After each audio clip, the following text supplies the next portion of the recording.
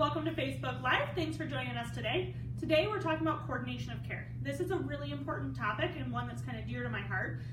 One of the things that happens in medicine, or has happened in medicine, is how specialized medicine really has become, and it needs to be that way. We've learned so much more about the human body every year for decades and decades and decades. It is impossible for one provider to know everything about every organ system, every body function, and be able to triage patients appropriately. That's why we have specialties like cardiology, endocrinology. Everybody has their own specialties. And even within individual specialties like PT or chiropractic, you might have somebody that focuses more on ankles or shoulders, or somebody who specifically works on nervous system disorders versus musculoskeletal. So there's been this separation in the specialties of medicine where individual experts exist. But one of the problems is, as a patient, how do you know where to go? How do you know who the best person to treat you is going to be? And how do you make sure that if you have to see multiple providers for multiple problems, that everything is being kind of correlated and put back together? So there are different levels of what we call coordination of care. And at a very basic level, it's working on the same issue with several providers. So maybe let's say you have a concussion, and we start concussion care, and maybe we're using soft tissue to help calm down some whiplash type associated issues, but we also have you in the vestibular PT to work on that aspect. Maybe you're also seeing a neurologist. Everybody that's working together on that individual case needs to be able to communicate and make sure that what they're doing works hand in hand. At that level of coordination and care, the biggest thing that we need from you is a signed HIPAA release.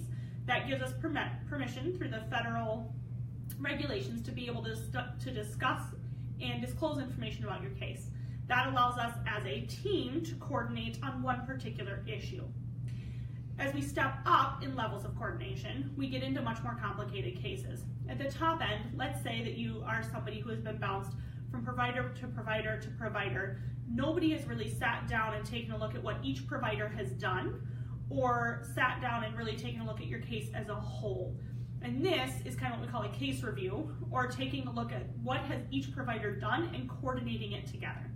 When we get into this level of care, this is something that primary care physicians are very well positioned to do. A lot of nurse practitioners will also do it, and chiropractors kind of sit at the top of the list of people that can do this. Believe it or not, there are conditions that tie together multiple organ systems.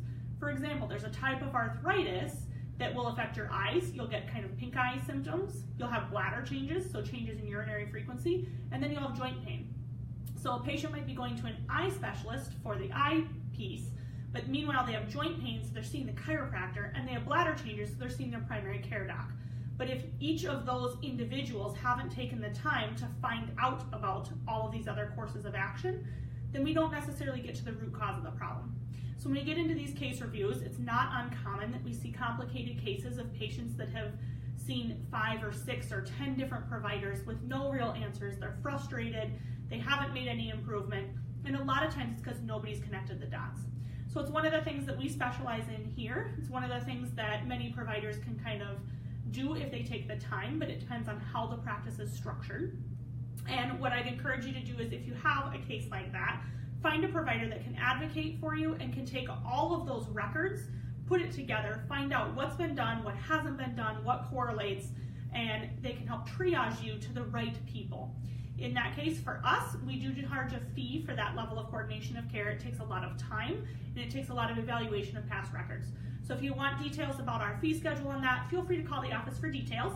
But just so you know, we don't charge for the basic level of coordination of care, but as it does become more complicated, we do add some fee schedules to that.